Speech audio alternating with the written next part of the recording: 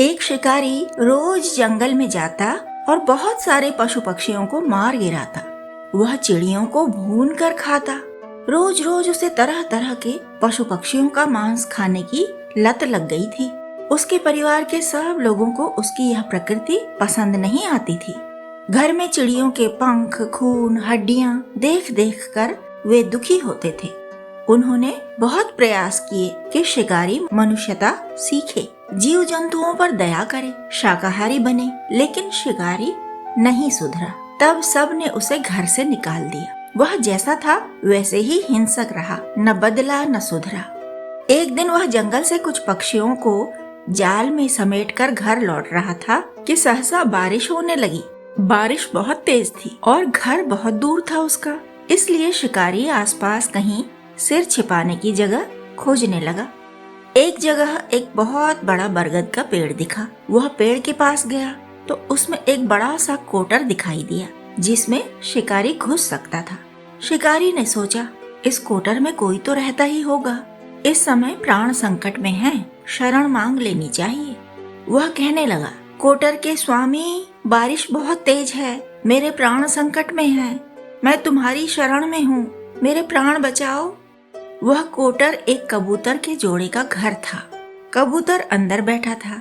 कबूतरी दाना चुगने गई थी और शिकारी के जाल में फंसी हुई थी। कबूतर अंदर बैठा रो रहा था क्योंकि कबूतरी बहुत देर से लौटी ही नहीं थी। जब कबूतर ने कबूतरी को जाल में फंसा देखा तो वह और भी अधिक रोने लगा। कबूतरी बोली, मेरे कबूतर, इस समय तुम्हें शरणागत की रक्षा करनी चाहिए, अतिथि का सत्कार करना चाहिए, तुम उधर ध्यान दो।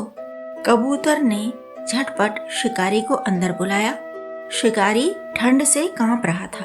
कबूतर ने पेड़ तले से, कोटरों से, जहां तहां से सूखी लकड़ियां इकट्ठा की और शिकारी से बोला, आप इन्हें जला लीजिए, तब आपकी ठंड भाग जाएगी।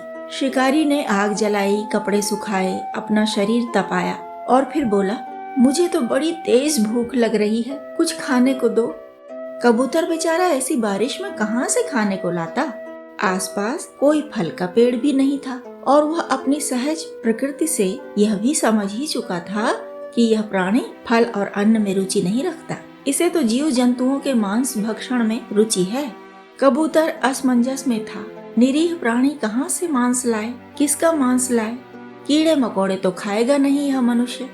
फिर कबूतर ने कहा, हे अतिथि, मैं कोई व्यवस्था नहीं कर पा रहा हूँ।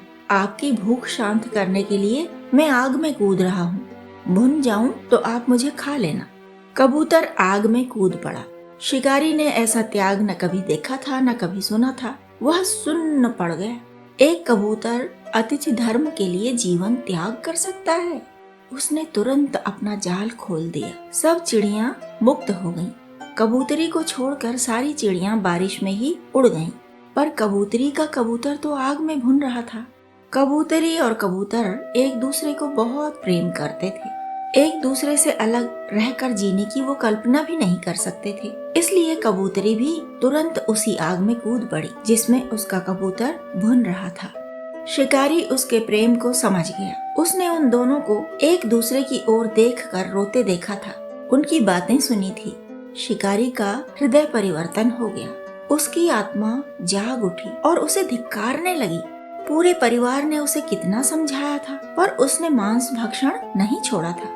कबूतर के जोड़े का प्रेम, समर्पण, त्याग और धर्म की भावनाएं देखकर उसने कसम खा ली कि अब न कभी मांसाहार करेगा और न ही किसी भी जीव को किसी भी तरह से कष्ट पहुंचाएगा।